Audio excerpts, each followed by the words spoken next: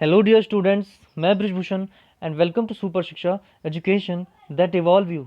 हम पढ़ रहे हैं क्लास 12th बायोलॉजी चैप्टर 1। नाम है चैप्टर का रिप्रोडक्शन इन ऑर्गेनिज्म, जीवों में जनन।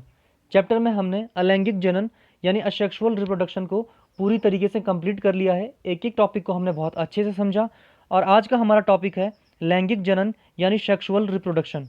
मगर उससे पहले अगर आप तैयारी कर रहे हैं अपने बोर्ड एग्जाम्स की या किसी कॉम्पिटिटिव एग्जाम्स की, तो जुड़ जाइए सुपर शिक्षा के साथ, क्योंकि ये तैयारी है सबसे सुपर, सबसे खास। जनन की वह प्रक्रिया जिसमें नर तथा मादा युग्मकों का निर्माण होता है तथा इन युग्मकों के मिलने से नया जीव बनता है, इसे हम कहते हैं लैंगिक जनन या सेक्सुअल रिप्रोडक्शन। क्या होगा इसमें? अलग अलग जीवों में या एक ही जीव में नर तथा मादा युग्मकों का निर्माण होगा। गैमेट्स का फॉर्मेशन होना बहुत ज़रूरी है तथा इन युग्मकों के मिलने से ये गैमेट्स मिल जाएंगे और इनके मिलने से बनेगा एक नया जीव। तब हम कहेंगे लैंगिक जनन या सेक्सुअल रिप्रोडक्शन। नर तथा मादा युग्मकों के संयुग्मन से युग्मनज यानी जायगोट का निर्माण होता है और युग्मनज के विभाजन एवं वृद्धि से नए जीव का निर्माण होता है। तो क्या हुआ? गैमेट्स बने और गैमेट्स मिलने से बना युग्मनज यानी जायगोट, और जायगोट का जब वृद्धि और विकास होता है तब उससे बनता है भ्रूण या नया जीव। जीवों में लैंगिक जनन से पहले की अवस्था को कहते हैं किशोरावस्था, जुवेनाइल फेज जंतुओं में, और कायिक प्रावस्था कहते हैं वेजिटेटिव फेज पौधों में। यानी कि लैंगिक जनन आने से पहले जंतुओं में जो अवस्था आती है उसे कहते हैं किशोरावस्था यानी जुवेनाइल फेज, और पौधों में इसी अवस्था का नाम दिया गया है कायिक प्रावस्था यानी कि वेजिटेटिव फेज। लैंगिक जनन की परिभाषा को हमने समझ लिया। अब समझते हैं लैंगिक जनन की घटनाएं। कौन कौन सी घटनाएं हैं जो लैंगिक जनन के दौरान घटित होती हैं? ये 3 प्रकार की होती हैं। निषेचन से पहले की घटनाएं, फिर आता है निषेचन, और उसके बाद निषेचन के बाद की घटनाएं। पहले देखते हैं निषेचन पूर्व घटनाएं, प्री फर्टिलाइजेशन। इसमें क्या क्या होता है? सबसे पहले होता है युग्मक जनन या गैमेटोजेनेसिस। मतलब क्या है इसका? युग्मकों का निर्माण। भाई जब युग्मक बनेंगे तभी जाकर वो आपस में मिलेंगे और निषेचन होगा। तो युग्मक जनन हो गया। इसके बाद होता है युग्मकों का स्थानांतरण। अगर एक बार युग्मक बन जाते हैं तो उनका एक दूसरे के पास पहुंचना आवश्यक है, तभी वो मिलकर एक नया जीव बना पाएंगे। दूसरी घटना है लैंगिक जनन की निषेचन यानी फर्टिलाइजेशन। इसमें क्या होता है कि जो युग्मक बने थे वो आपस में मिल जाते हैं, जिसे हम कहते हैं युग्मक संयोजन या सिनगैमी। अब आता है निषेचन पश्च घटनाएं, पोस्ट फर्टिलाइजेशन। इसमें क्या क्या होता है? जो युग्मक संयोजन हुआ था यानी युग्मक आपस में मिले थे वो बना देते हैं युग्मनज यानी कि जायगोट। अब क्या होता है? इस जायगोट में वृद्धि और विकास होता है और बनता है भ्रूण। इस प्रक्रिया को हम कहते हैं एम्ब्रियोजेनेसिस यानी भ्रूण का विकास, और भ्रूण के विकास से तब क्या बनता है? नया जीव। तो ये है संपूर्ण लैंगिक जनन के दौरान होने वाली घटनाएं। इन घटनाओं को अब हम विस्तार से समझते हैं। निषेचन पूर्व घटनाओं में पहली प्रक्रिया है युग्मक जनन यानी गैमेटोजेनेसिस। युग्मकों के बनने की क्रिया युग्मक जनन कहलाती है। युग्मक जनन मतलब युग्मकों का बनना। युग्मकों के निर्माण के दौरान अर्धसूत्री विभाजन होता है तथा अगुणित युग्मक बनते हैं। आप जानते हैं कि जब अर्धसूत्री विभाजन होगा तभी गुणसूत्रों की संख्या आधी होगी और तब जाकर ही निर्माण होगा अगुणित युग्मकों का। ये 2 प्रकार के होते हैं अगुणित युग्मक, सम युग्मक यानी होमोजाइगस, और दूसरा प्रकार है विषम युग्मक यानी हेट्रोजाइगस। क्या होते हैं सम युग्मक? पहले समझिए। जब नर एवं मादा युग्मक आकारिकी रूप से पूर्णतया समान होते हैं, आप देखकर बता नहीं सकते कि कौन नर युग्मक है कौन सा मादा युग्मक है, बिल्कुल आकार समान होगा, तब हम उसे कहते हैं होमोजाइगस। इसका उदाहरण है शैवाल जैसे क्लेमाइडोमोनास। एक और उदाहरण है क्लेडोफोरा, ये भी एक शैवाल है। इसमें नर और मादा युग्मक बिल्कुल समान आकार के हैं, हम देखकर नहीं बता पाएंगे कौन सा नर है कौन सा मादा है। इस कंडीशन को हम कहते हैं सम युग्मक यानी होमोजाइगस। विषम युग्मक क्या होता है? जब नर युग्मक आकार में छोटा तथा मादा युग्मक आकार में बड़े होते हैं। जैसे मनुष्य में हम देखते हैं कि जो नर युग्मक होता है वो शुक्राणु होता है, आकार में बहुत छोटा होता है, और मादा युग्मक जिसे हम अंडाणु कहते हैं वो आकार में बड़ा होता है। इमेज से देखिए, ये है मादा युग्मक, इसका आकार काफ़ी बड़ा है नर युग्मक की तुलना में, और आकार या शेप में भी बिल्कुल अंतर है दोनों के। ये गोलाकार है और ये बेलनाकार है। तो यहाँ पर हम देखकर बता सकते हैं कि कौन सा नर युग्मक है, यानी कि ये गोलाकार है, ये अंडाणु है, और ये जो बेलनाकार संरचनाएं आप देख रहे हैं इन्हें हम कहते हैं शुक्राणु। तो ये कंडीशन है विषम युग्मक, यानी आकार में पूर्णतया भिन्नता है मादा युग्मक के और नर युग्मक के। एक और उदाहरण समझिए, फ्यूकस, ये भी एक शैवाल है। इसमें भी आप मादा युग्मक को देख रहे हैं कि आकार में बड़ा है, सर्कल है यानी गोलाकार है, और नर युग्मक इसकी तुलना में बहुत छोटे आकार का है। तो ये कंडीशन भी है विषम युग्मक। यहाँ पर हमने देखा कि जो शैवाल होते हैं वो विषम युग्मकी भी हो सकते हैं और सम युग्मकी भी हो सकते हैं, और मनुष्य के केस में वो विषम युग्मकी होता है। निषेचन से पहले जो दूसरी घटना होती है वो है युग्मकों का स्थानांतरण। पहले युग्मक जनन होता है और उसके बाद होता है युग्मकों का स्थानांतरण, गैमेट ट्रांसफर, यानी कि किसी भी तरीके से गैमेट एक दूसरे के पास आ जाएंगे फर्टिलाइजेशन के लिए। नर तथा मादा युग्मकों का एक दूसरे के पास पहुंचने की क्रिया को युग्मक का स्थानांतरण कहते हैं।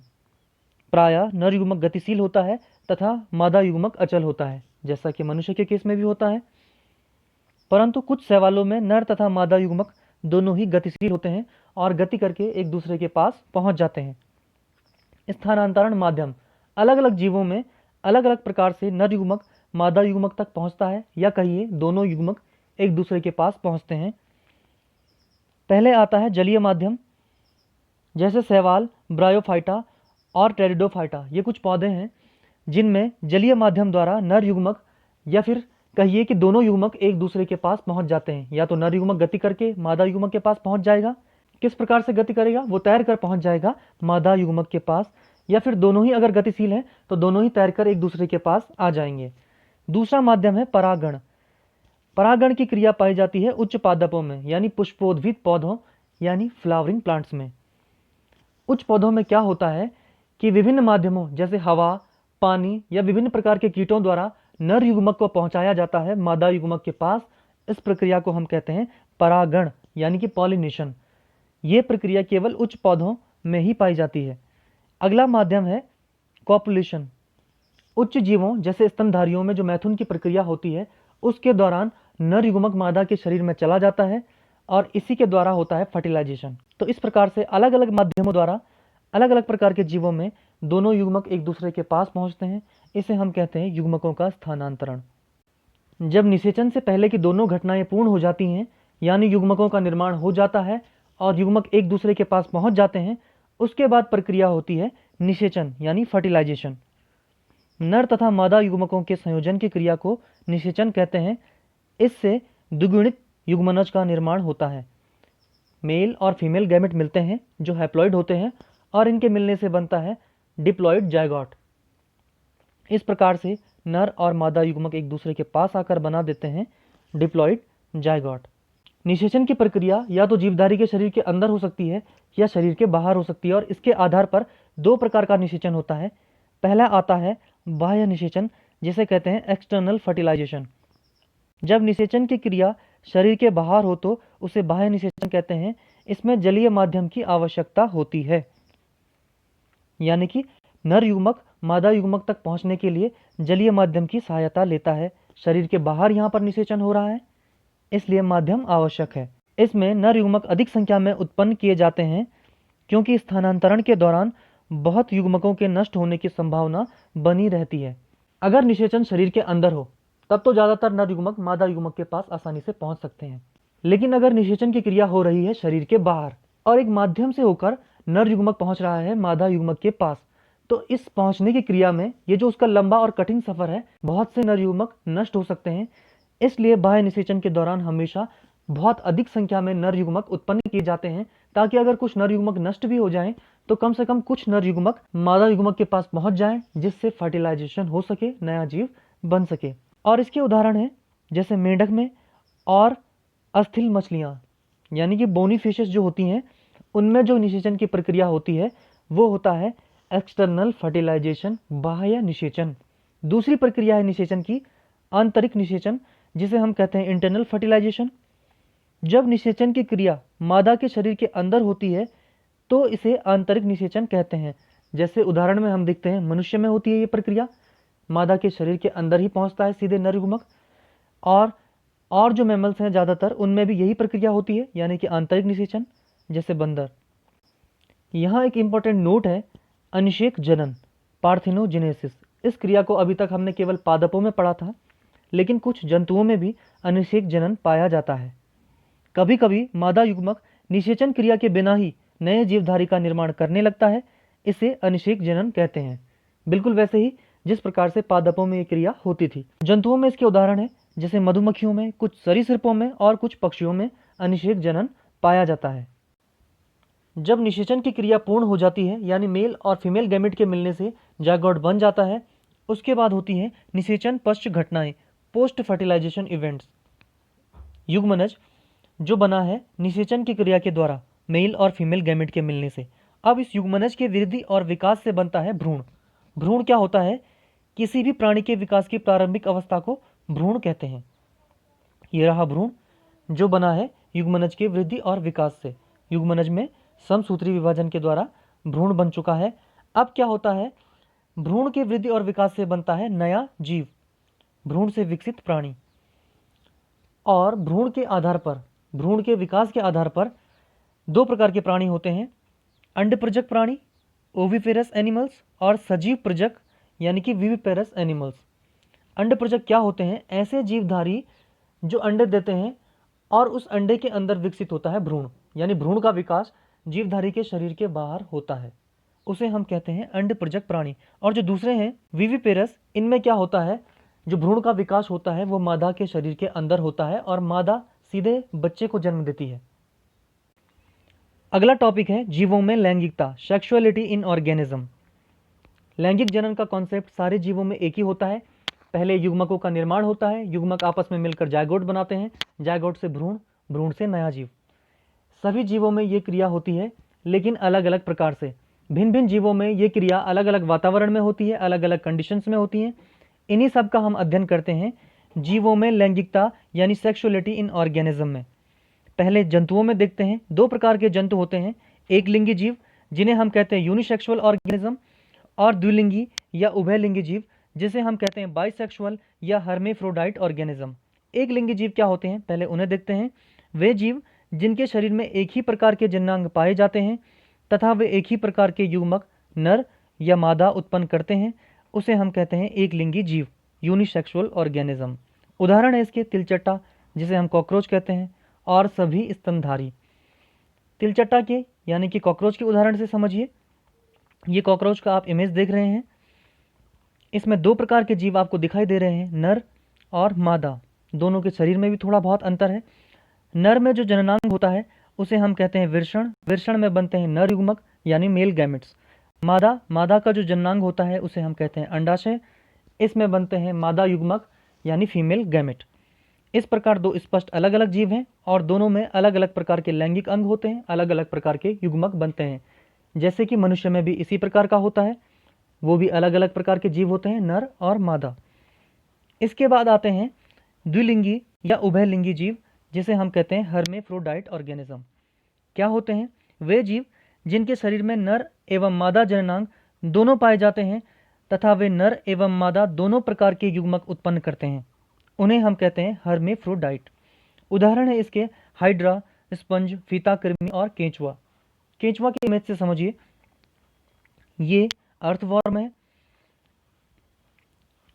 इमेज में आप देख रहे हैं क्लाइटेलम, ये ऐसा ऑर्गन होता है जिसमें इसके मैच्योर अंडों को सुरक्षित रखा जाता है।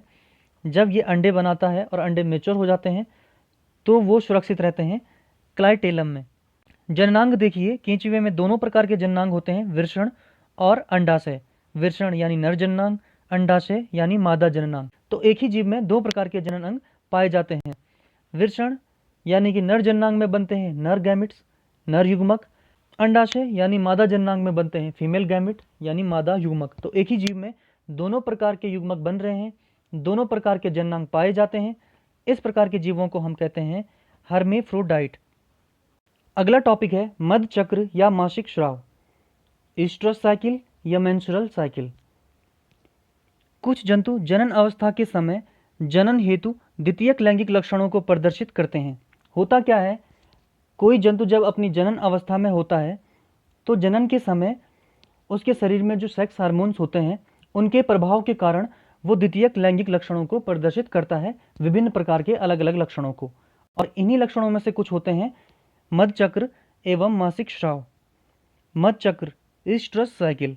नॉन प्राइमेट्स स्तनधारी जीव जैसे गाय, कुत्ता, हिरन, चीता, भैंस, भेड़ इत्यादि में जनन के समय होने वाले चक्रीय परिवर्तन को कहते हैं ईस्ट्रस साइकिल। नॉन प्राइमेट्स क्या होते हैं? प्राइमेट्स क्या होते हैं पहले ये समझिए। मनुष्य या उसके पूर्वज, साधारण भाषा में हम इसे कह सकते हैं, यानी ऐसे जीवधारी जिनमें ब्रेन का साइज बड़ा होता है, अपने हाथों का उपयोग करते हैं अपनी क्रियाओं के लिए, और जटिल बिहेवियर जिनमें पाया जाता है, उन्हें हम कहते हैं प्राइमेट्स। और इसके अतिरिक्त जो स्तनधारी होते हैं उन्हें हम कहते हैं नॉन प्राइमेट्स। तो नॉन प्राइमेट्स में पाया जाता है मध्य चक्रीय स्ट्रेस साइकिल। दूसरा है मासिक स्राव, मेंस्ट्रुअल साइकिल। प्राइमेट्स जीव जैसे बंदर, मनुष्य इत्यादि में इसे मासिक स्राव या ऋतुस्राव कहते हैं। जब द्वितीयक लैंगिक लक्षण प्रदर्शित होते हैं प्राइमेट्स में, यानी सेक्स हार्मोन्स के प्रभाव से जनन काल के दौरान जब स्राव होता है, उसे हम कहते हैं प्राइमेट्स जीवों में मासिक स्राव या मेंस्ट्रुअल साइकिल। अब समझते हैं लैंगिकता को पौधों में। पहले पुष्प में समझते हैं। ये दो प्रकार के होते हैं। पहले आता है द्विलिंगी पुष्प यानी बाइसेक्सुअल फ्लावर। क्या होते हैं? वे पुष्प जिनमें नर जननांग पुंकेसर तथा मादा जननांग स्त्रीकेसर दोनों ही पाए जाते हैं, इस प्रकार के पुष्प कहलाते हैं बाइसेक्सुअल फ्लावर। उदाहरण है इसके मटर, गुड़हल, सरसों। ये आप इमेज से समझिए। ये एक आप मैच्योर फ्लावर देख रहे हैं जिसमें दोनों प्रकार के जननांग आपको दिखाई दे रहे हैं। ये जो केंद्र में आप देख रहे हैं ये है गाइनोशियम यानी स्त्रीकेसर, और स्त्रीकेसर के दोनों तरफ जो संरचनाएं आपको दिखाई दे रही हैं वो है पुंकेसर यानी कि एंड्रोशियम। दोनों प्रकार के इसमें सेक्स ऑर्गन है, इसलिए इसे बाइसेक्सुअल फ्लावर कहेंगे। दूसरा प्रकार है एक लिंगी पुष्प यानी यूनिसेक्सुअल फ्लावर। पुष्प में या तो पुंकेसर पाए जाते हैं या स्त्रीकेसर, और ऐसे पुष्प को कहते हैं एक लिंगी पुष्प। इसके उदाहरण है मक्का, नारियल, पपीता, शहतूत। एक लिंगी पुष्प भी दो प्रकार के होते हैं। पहला है पुंकेसरी यानी स्टेमिनेट, और दूसरा है स्त्रीकेसरी यानी पिस्टिलेट। पुंकेसरी पुष्प जिनमें केवल पुंकेसर पाए जाते हैं। इमेज से समझिए, ये आप पुष्प देख रहे हैं, इसमें आपको गाइनोशियम नहीं दिखाई दे रहा है, केवल पुंकेसर है, इसलिए ये पुष्प कहलाएगा पुंकेसरी यानी स्टेमिनेट। दूसरा प्रकार है स्त्रीकेसरी पुष्प जिसमें केवल स्त्रीकेसर पाए जाते हैं, उसे हम कहते हैं पिस्टिलेट। इमेज से समझिए, यहाँ पर आपको केवल पिस्टल यानी कि आपको केवल गाइनोशियम दिखाई दे रहा है, तो इस प्रकार के पुष्प कहलाते हैं स्त्रीकेसरी यानी पिस्टिलेट। अब लैंगिकता को पूरे पौधे में समझते हैं। ये दो प्रकार के होते हैं, एक लिंगाश्रयी यानी डायोसियस, और दूसरा है उभय लिंगाश्रयी जिसको हम द्विलिंगाश्रयी भी कह सकते हैं, या मोनोशियस। ये शब्द थोड़ा कंफ्यूज करने वाले होते हैं, तो बहुत ध्यान से इसे हम यहाँ पे समझेंगे। एक लिंगाश्रयी पादप जिस पर एक ही प्रकार के पुष्प या तो नर पुष्प या मादा पुष्प पाए जाते हैं, उसे हम कहते हैं एक लिंगाश्रयी। शब्द पे ध्यान दीजिए, एक लिंगाश्रयी। एक लिंग यानी एक ही प्रकार के जनन अंग को आश्रय देने वाला, उसे हम कहेंगे एक लिंगाश्रयी। या तो नर पुष्प पाया जाएगा इस पौधे पर या फिर मादा पुष्प पाया जाएगा। इंग्लिश में से कहते हैं डायोशियस। डायो का मतलब होता है दो, तो यहाँ पे कंफ्यूज नहीं होना है कि यहाँ ऊपर तो हमने एक लिंगाश्रयी कहा, यहाँ पर डायो। डायो का यहाँ पर मतलब है कि दो अलग अलग पुष्प दो अलग अलग पौधों पर उपस्थित होते हैं। बात वही है कि एक पौधे पर एक ही प्रकार का पुष्प पाया जाता है, या तो नर पुष्प या मादा पुष्प। उदाहरण है इसके पपीता, शहतूत। मार्केंशिया के उदाहरण से समझिए, जो एक ब्रायोफाइटा है। मार्केंशिया की जो टर्मिनल ब्रांच होती हैं उनमें एक्सिलरी बर्ड के रूप में विकसित होती है स्त्रीधानी यानी कि मादा जनन अंग, और पुंधानी यानी कि नर जनन अंग। तो एक ही पौधे की ब्रांच पर दोनों प्रकार के जनन अंग आप देख रहे हैं, तो इस प्रकार के पौधे को हम कहेंगे एक लिंगाश्रयी, यानी एक ही पौधे में दोनों प्रकार के जनन अंग पाए जाते हैं। ये पौधा है एक लिंगाश्रयी या डायोशियस। दूसरे प्रकार के पौधे हैं उभय लिंगाश्रयी यानी मोनोशियस प्लांट। ऐसे पौधे जिस पर दोनों प्रकार के पुष्प, नर पुष्प भी और मादा पुष्प भी पाए जाएं, या फिर उभय लिंगी पुष्प पाए जाते हैं।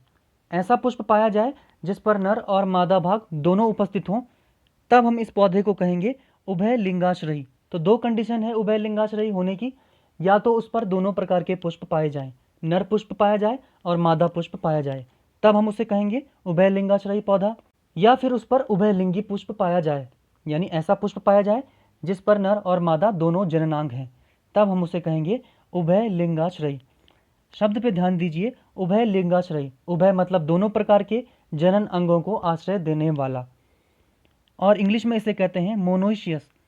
अब यहाँ पर फिर से कंफ्यूज नहीं होंगे आप। यहाँ हमने कहा उभय यानी कि दोनों लिंगों को आश्रय देने वाला, और यहाँ हम कह रहे हैं मोनो। तो मोनो का मतलब यहाँ पर एक होता है, यानी कि एक ही पौधे पर दोनों प्रकार के पुष्प पाए जा रहे हैं। तो मतलब वही हो गया यहाँ पर कि एक पौधा है और उस पर दोनों प्रकार के जनन अंग पाए जा रहे हैं, तब हम उसे कहेंगे उभय लिंगाश्रयी। इसके उदाहरण हैं मक्का, नारियल या कुकुरबिटा। कुकुरबिटा वो फैमिली जिसमें आते हैं खीरा, कद्दू। इमेज से समझिए, जिसमें हम उदाहरण ले रहे हैं कारा का। कारा एक समथैलस शैवाल है। इसमें दो अलग अलग प्रकार के थैलस पाए जाते हैं, नारी थैलस यानी कि फीमेल थैलस। थैलस का मतलब है इसकी युग्मकोद्भिद अवस्था। तो जो फीमेल थैलस होता है उस पर जो जनन अंग पाया जाता है उसे हम कहते हैं स्त्रीधानीधर यानी कि आर्चिगोनियम। और दूसरा जो थैलस होता है यानी कि मेल थैलस जो होता है उस पर जो जनन अंग पाया जाता है उसे हम कहते हैं पुंधानीधर यानी एंथ्रीडियम। तो दो अलग अलग प्रकार के थैलस हैं और दोनों थैलस पर अलग अलग प्रकार के जनन अंग विकसित होते हैं। जो फीमेल थैलस होता है उस पर बनता है स्त्रीधानीधर यानी एक फीमेल सेक्स ऑर्गन। जो नर थैलस होता है उस पर बनता है पुंधानीधर यानी एंथ्रीडियम, एक मेल सेक्स ऑर्गन। इस प्रकार नर पौधे में नर अंग और मादा पौधे में मादा जनन अंग पाया जाता है, और इस प्रकार के पौधों को हम कहते हैं उभय लिंगाश्रयी। इसमें आखिरी टॉपिक है मोनोकार्पिक पौधे और पॉलीकार्पिक पौधे। मोनोकार्पिक पौधे या एकशा फलन भी जिसे हम कहते हैं, वे पौधे जो अपने जीवन में केवल एक बार फूल उत्पन्न करते हैं उन्हें हम कहते हैं मोनोकार्पिक प्लांट। इसके उदाहरण हैं चावल, गेहूं, मूली, गाजर, बांस। आपने देखा होगा गेहूं चावल में कि वो साल में एक बार फूल देते हैं, फल देते हैं और उसके बाद नष्ट हो जाते हैं। ऐसे पौधों को कहते हैं मोनोकार्पिक पौधे। बांस 50 से 100 वर्षों में केवल एक बार पुष्प पैदा करते हैं। इसके अतिरिक्त जो स्ट्रोबिलेथेंस वुफनियाना यानी नीला कुरेंजी का पौधा होता है वो 12 वर्षों में एक बार पुष्प उत्पन्न करता है। तो ऐसे पौधों को कहते हैं मोनोकार्पिक पौधे। दूसरे प्रकार के पौधे हैं पॉलीकार्पिक पौधे। ये पौधे हर साल एक विशेष मौसम में फूल उत्पन्न करते हैं और उसके बाद फल देते हैं। इसके उदाहरण हैं सेब, आम, अंगूर, नारंगी।